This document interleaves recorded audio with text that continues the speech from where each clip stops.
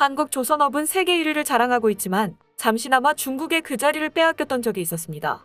대규모의 자본과 저렴한 인건비를 토대로 싼 가격에 빠르게 배를 건조하는 중국의 모습에 세계 조선업 시장을 중국이 지배하게 될 것처럼 보였었습니다. 그러나 언제나 그랬듯 중국산 품질 문제가 불거지기 시작합니다. 중국 후동중화조선이 건조한 LNG선인 글래드스토노가 출고된 후 갖은 잔고장에 시달리다가 결국 시운전 2년여 만에 폐선되며 중국 조선산업의 침몰을 알렸습니다. 덕분에 한국산 배의 품질과 높은 수준의 사후관리 시스템이 다시금 주목받으며 세계 조선업 1위 자리를 재탈환할 수 있었습니다. 이처럼 물건을 싸고 빠르게 만들어서 파는 것만이 아닌 품질이 얼마나 좋고 사후관리가 잘 되는지는 고가의 상품에 있어 매우 중요한 문제인데요. 한국은 단순히 제품을 파는 것에 그치지 않고 사후관리에서 더 철저한 모습을 보여 한번 구매한 국가들은 매우 높은 재구매율을 보여주고 있습니다. 이는 최근 급부상하고 있는 한국 방산업 분야에서 더욱 두드러지고 있는데요. 한국산 무기들이 구매국들의 호평을 받으며 한국 방산 기업들이 역대 최대 규모의 사업 확장을 시도하고 있다고 합니다. 인도네시아에 이어 FA50을 두 번째로 구매한 나라인 이라크. 2013년 이라크는 2조 2천억 원을 들여 FA50을 기반으로 한 경공격기 TOC IQ-24대를 도입했었는데요. 구매한 것까진 좋았지만 IS로 인해 내전이 발발해 공군기지가 파괴되고 파일럿 교육을 진행할 수 없어 이라크로 향한 TOC IQ는 먼지만 쌓인 채 창고에서 방치되게 됩니다. IS와의 전쟁에서 승리한 이후 이라크 공군은 TOC IQ를 본격적으로 운용하려 했으나 어디서부터 시작해야 할지 감도 잡히지 않는 상황이었습니다. 결국 이라크는 카이의 도움을 요청했고 카이는 기꺼이 이라크로 날아갔습니다. 카이는 이라크 공군과 TOC IQ의 운용률을 높이기 위한 후속 군수 지원 계약을 체결했는데요. 그 금액만 4천억 원에 달했습니다. 카이는 창고에 방치되어 있던 TOC IQ를 꺼내 완전 분해 정비하고 이라크군 조종사들에 대한 조종 교육을 실시했습니다. 그리고 지난 7월 지원 계획에 1단계가 마무리되어 TOC IQ 24대가 다시금 가동되기 시작했습니다.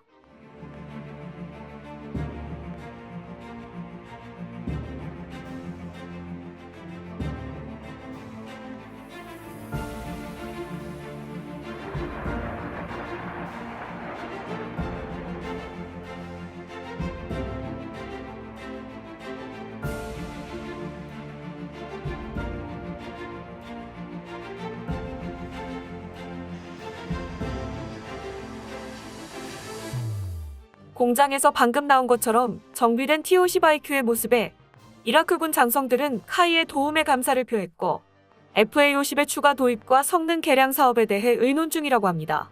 카이는 이번 후속 지원 사업으로 앞으로도 수십 년간 대규모의 사업비를 확보할 수 있을 것으로 보입니다. 이처럼 전투기와 같은 고액의 방산 장비는 단순히 구매한다고 끝이 아닌 유지 정비에 많은 비용과 기술을 요구합니다. 전투기의 수명을 기준으로 보았을 때 항공기 개발과 양산이 30%라면 후속 운용 지원은 70%에 달한다고 할 만큼 훨씬 비중이 큰 시장입니다. 때문에 해외 유명 방산 기업들에서는 유지 보수를 명목으로 후속 군수 지원 계약을 맺고 이를 통해 폭리를 취하는 경우가 많았죠. 한국의 F-15K는 구매가가 1,000억 원이었지만 정비를 위해 제조사인 보잉사에 매년 막대한 금액을 지불하고 있는데요. F-15K를 30년간 운용할 경우 한 대당 3-4천억 원을 지불해야 할 것으로 예측되고 있습니다. 이처럼 막대한 이윤을 창출할 수 있는 사업이기에 이라크와의 후속 군수 지원 사업 체결은 매우 반길만한 일입니다. 황금알을 낳는다고 해도 과언이 아닌 이 분야에 우리나라 방산 기업들도 본격적으로 뛰어들고 있는데요. FA50을 개발한 카이는 여기서 멈추지 않고 FA50의 성능 개량에 힘씀과 동시에 전투기의 핵심 부품들을 국산으로 대체하려는 노력을 멈추지 않고 있습니다. FA50 부품의 100% 국산화가 완료될 경우 기존 외화 유출을 막을 수 있음과 동시에 전투기 부품 수출로 막대한 이윤을 거둘 수 있을 것입니다. 이라크에 대한 한국의 사후 지원은 전투기 정비에만 멈추지 않았는데요. 극비리의 카이 직원들이 파견되어 IS의 공격으로 파괴된 공군기지를 건설한 사실이 뒤늦게 밝혀졌습니다. 해외 군사기지를 건설하는 최초의 사례로 군사기밀 유지를 위해 이라크와 한국 언론에도 밝히지 않고 극비리의 건설을 진행했다고 합니다. 이처럼 이라크의 국방에 큰 도움을 주는 이유는 이라크가 믿을 만한 고객이었던 점이 크게 작용했습니다.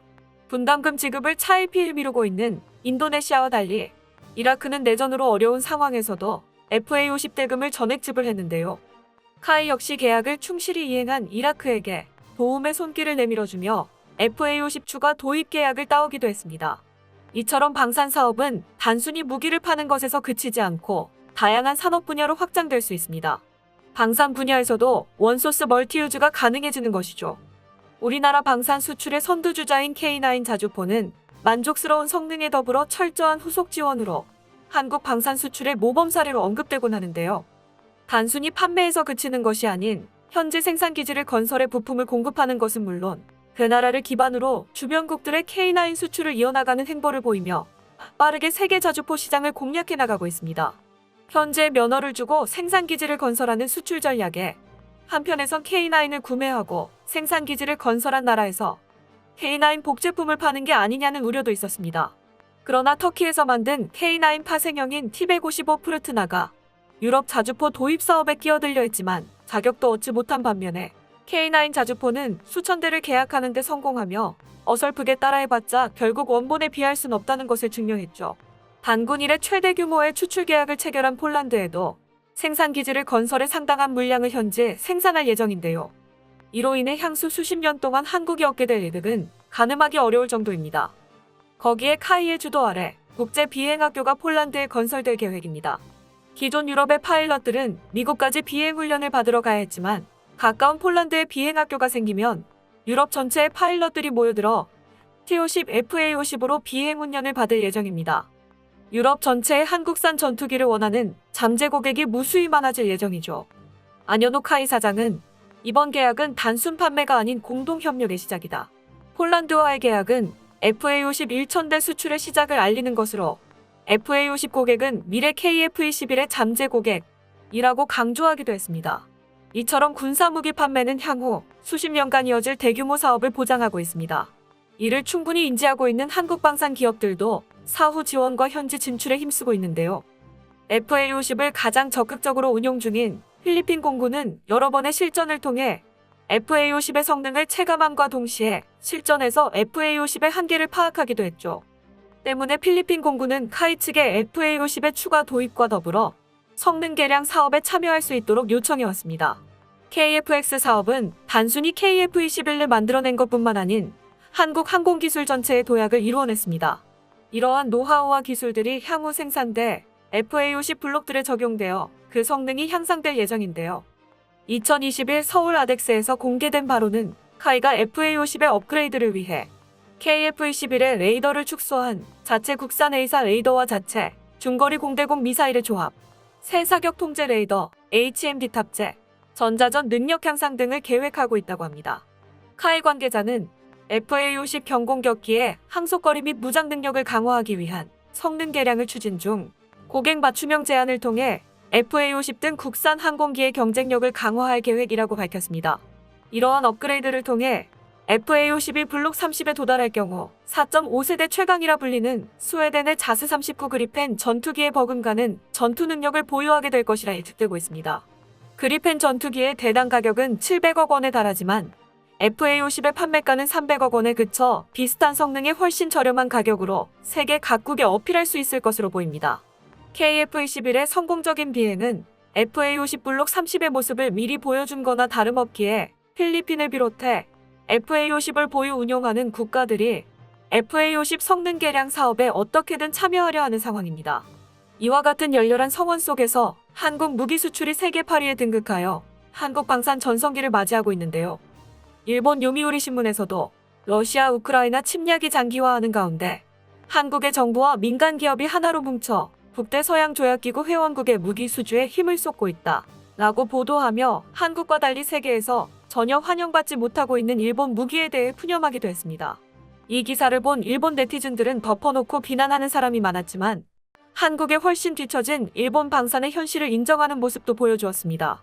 일본의 좁은 도로에 맞춘 작은 전차는 어느 나라도 안 삽니다. 혐한 무쇠들은 인정하고 싶지 않겠지만 도입국들은 이들과 달리 유튜브에서 겉만 핥는 지식이 아닌 실물을 보고 시험 주행을 해보며 병기의 성능을 확인할 수 있어. 게다가 무기뿐만 아니라 오프셋 등 경제적 혜택도 서로 협상했을 거야. 이런 댓글란에서 얕은 지식으로 다른 나라를 폄하하는 댓글을 달면 허무하지 않아. 객관성이라고는 눈꽃만큼도 보이지 않는 것들이 자칭 애국자라고 웃겨 진짜.